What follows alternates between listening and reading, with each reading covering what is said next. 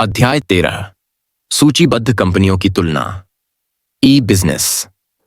एक निवेशक के रूप में जैसे कि ग्राहम ने किया, वे 4 शेयरों को चुनकर उनकी 31 दिसंबर 1999 को रिपोर्ट की गई संख्याओं का उपयोग करके उनकी विरोधाभासी रूप से तुलना की।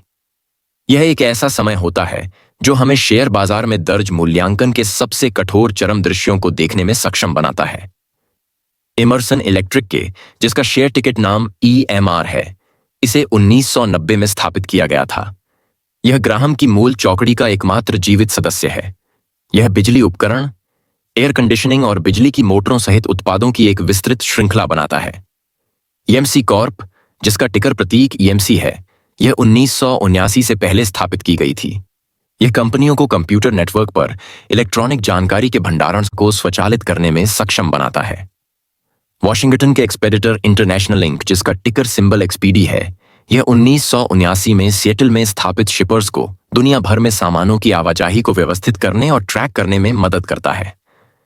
एक्सोडस कम्युनिकेशंस इंक, जिसका टिकर प्रतीक XDS है, अन्य इंटरनेट सेवाओं के साथ साथ कॉरपोरेट ग्राहकों के लिए वेबसाइटों को होस्ट और मैनेज करता है।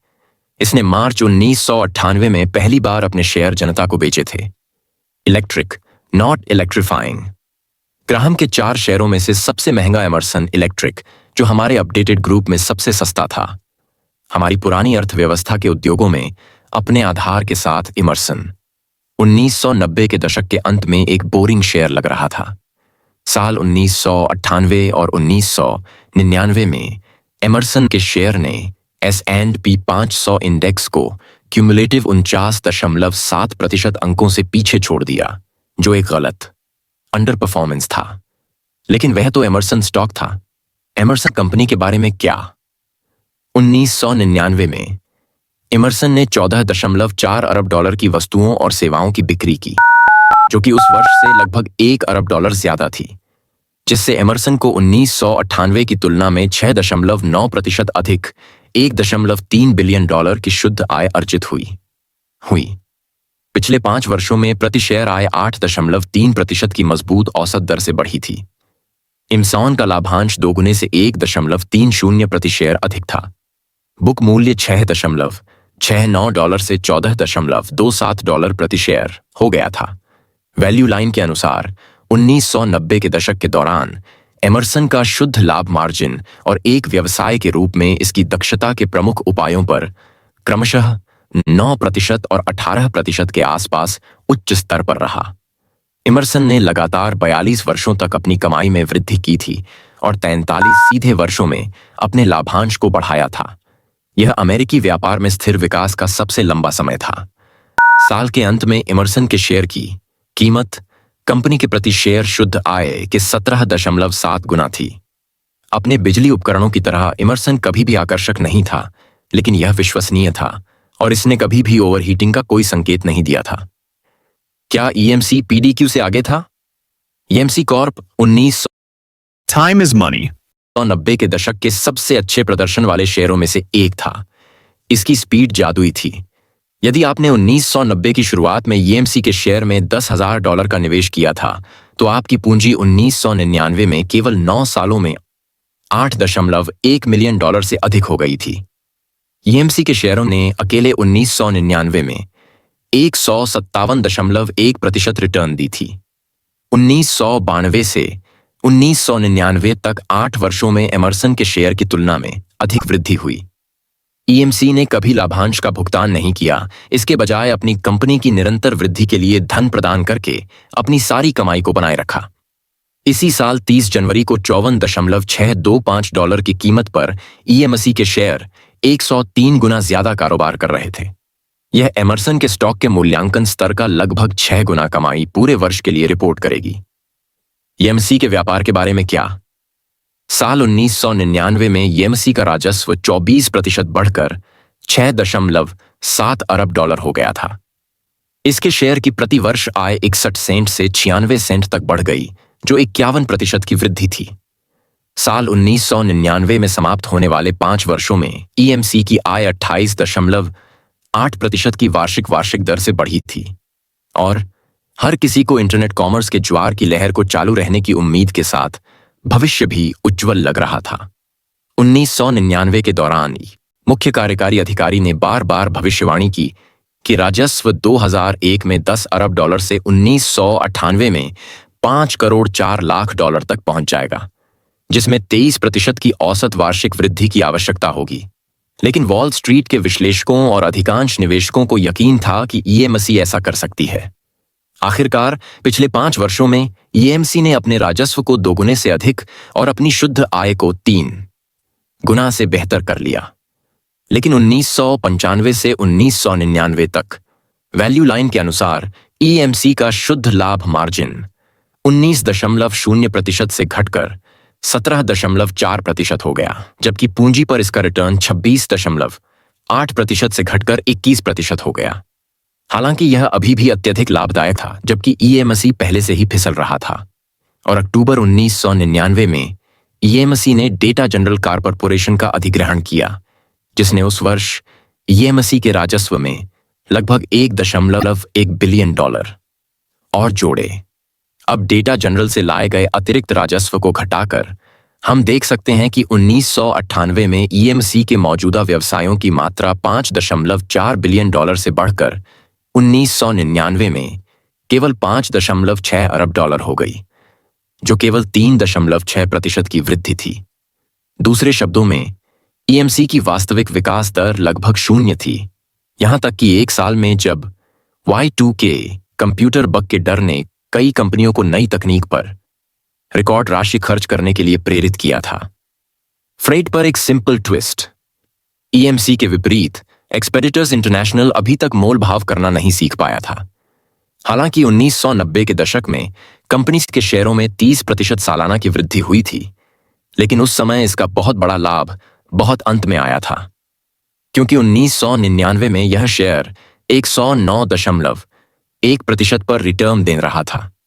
एक साल पहले एक्सपेडिटर्स के शेयर केवल 9.5% बढ़े थे, जिसने S&P 500 इंडेक्स को 19% से अधिक अंकों से पीछे कर दिया था। व्यापार के बारे में क्या? एक्सपेडिटर वास्तव में तेजी से बढ़ रहे थे। 1995 के बाद से इसका राजस्व औसत वार्षिक दर 19.8% तक बढ़ गया था।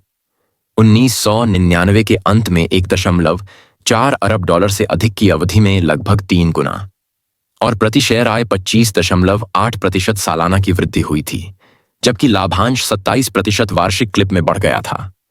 एक्सपेडिटर्स का कोई दीर्घकालिक ऋण भी नहीं था और इसकी कार्यशील पूंजी 1995 के बाद से लगभग 2 गुनी हो गई थी। वैल्यू लाइन के अनुसार एक्सपेडिटर्स का बुक मूल्य प्रति शेयर 129% बढ़ गया था और पूंजी पर इसका प्रतिफल 1/3 से 21% तक बढ़ गया था। सिएटल में है और एशिया में इसके कई संचालन हैं जो वॉल स्ट्रीट पर सभी अज्ञात थे। इसके केवल 22% शेयर संस्थागत निवेशकों के स्वामित्व में थे। वास्तव में एक्सपेडिटर के पास केवल 8,500 शेयरधारक थे, जो 1999 में 2 गुना होने के बाद इसके शेयर की कीमत 39 गुना हो गई थी। शुद्ध आय वाले एक्सपोर्टर साल भर तक कमाते थे, लेकिन ईएमसी के मूल्यांकन से नीचे। The promised land. 1999 के अंत तक एक्सोडस कम्युनिकेशंस ने अपने शेयरधारकों को सीधे दूध और शहद की भूमि पर ले जाने के लिए कहा था। इसका स्टॉक 1999 में 1005.8% बढ़ गया। इसे इस तरह समझें कि अगर आपने इसमें चालू वर्ष में 1 जनवरी को $10,000 का निवेश किया था, तो 30 जनवरी को इसका मूल्य $1,10,000 से अधिक हो गया था। वॉल स्ट्रीट के प्रमुख इंटरनेट स्टॉक विश्लेषक मेरिल लिंच के बेहद प्रभावशाली हेनरी ब्लोडेट सहित भविष्यवाणी कर रहे थे कि आने वाले वर्ष में स्टॉक 25% से 125% तक बढ़ जाएगा। और सबसे अच्छी बात यह है कि एक्सोडस के लाभ पर कब्जा करने वाले ऑनलाइन व्यापारियों की नजर में यह तथ्य था कि स्टॉक ने 1999 के दौरान 2 से 1 के लिए 3 बार विभाजन किया था। 2 के लिए 1 स्टॉक विभाजन में एक कंपनी 2 गुनी हो जाती है, जो इसके शेयरों की संख्या 2 गुनी और कीमत को आधा कर देती है। इसलिए एक शेयरधारक के पास उसके शेयरों की संख्या उसी कीमत में 2 गुनी हो जाती है। उसके बारे में क्या शानदार है।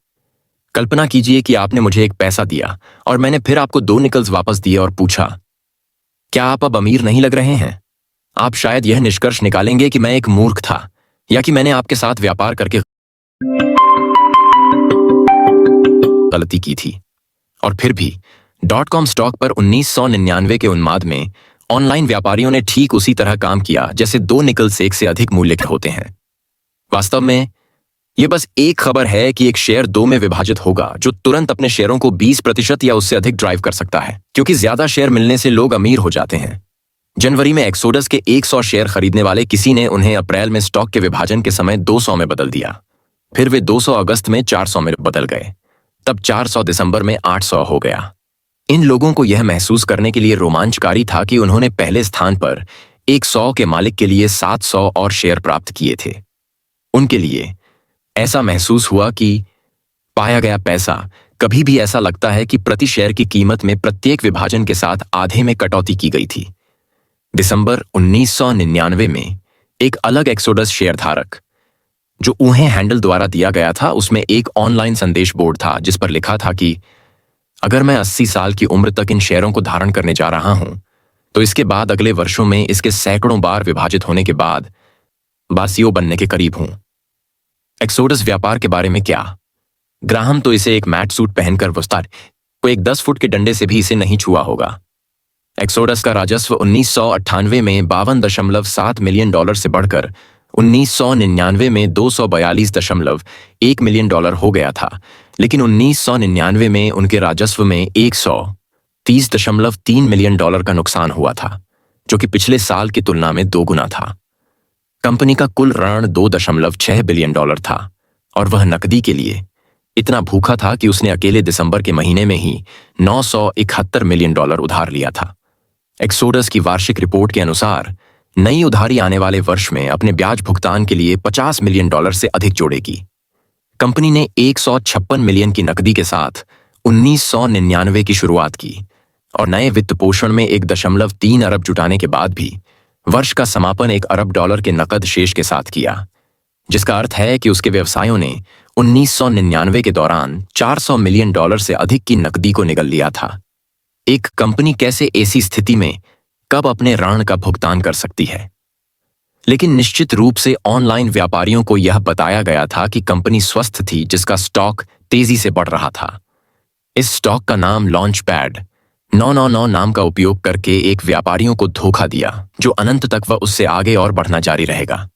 लॉन्च पैड की मूर्खतापूर्ण भरी भविष्यवाणी की अनंतता से परे थी, जो कि ग्राहम की क्लासिक चेतावनियों में से एक का सही अनुस्मारक।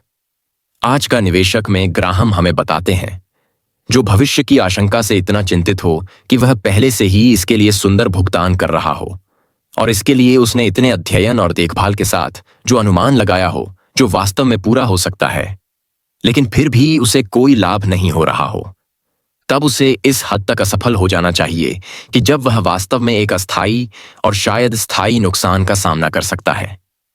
Where the S ended up, जहां ES अंत किया गया है। आइए जानते हैं कि साल 1999 के बाद इन 4 शेयरों ने कैसा प्रदर्शन किया। इमर्सन इलेक्ट्रिक ने 2000 में 40.7% रिटर्न हासिल किया। हालांकि 2001 और 2002 दोनों सालों में शेयरों ने पैसे खो दिए, फिर भी वे 1999 के अपने अंतिम मूल्य से 4% से कम पर साल 2002 को पूरा किया। 2000 में EMC भी 21.7% रिटर्न के साथ बढ़ा, लेकिन 2001 में शेयरों में 69.4% और 2002 में एक और 54.3% की गिरावट आई। इसने उन्हें 1999 के अंत में अपने स्तर से 88% नीचे तक छोड़ दिया। 2001 तक राजस्व में $10 अरब के पूर्वानुमान का क्या हुआ? EMC ने उस साल सिर्फ $7.1 अरब और $508 मिलियन के शुद्ध घाटे के साथ इस साल को समाप्त किया। इस बीच, जैसे कि बेयर बाजार भी मौजूद नहीं था, एक्सपेडिटर्स इंटरनेशनल के शेयरों ने 2000 में 22.9% और 2002 में 1 और वार्षिक रिटर्न 15.1% हासिल किया। उसने वर्ष 1999 के अंत में उनकी कीमत की तुलना में लगभग 51% अधिक वार्षिक रिटर्न अर्जित की थी।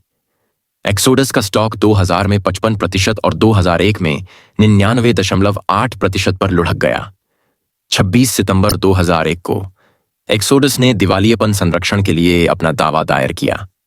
कंपनी की अधिकांश संपत्ति ब्रिटिश दूरसंचार क्षेत्र की केबल एंड वायरलेस द्वारा खरीदी गई थी। अपने शेयरधारकों को वादा की गई दूध और शहद कि भूमि पर पहुंचाने के बजाय उन्हें जंगल में निर्वासित कर दिया। 2003 की शुरुआत में एक्सोडस के स्टॉक में अंतिम व्यापार 1 पैसा प्रति शेयर था।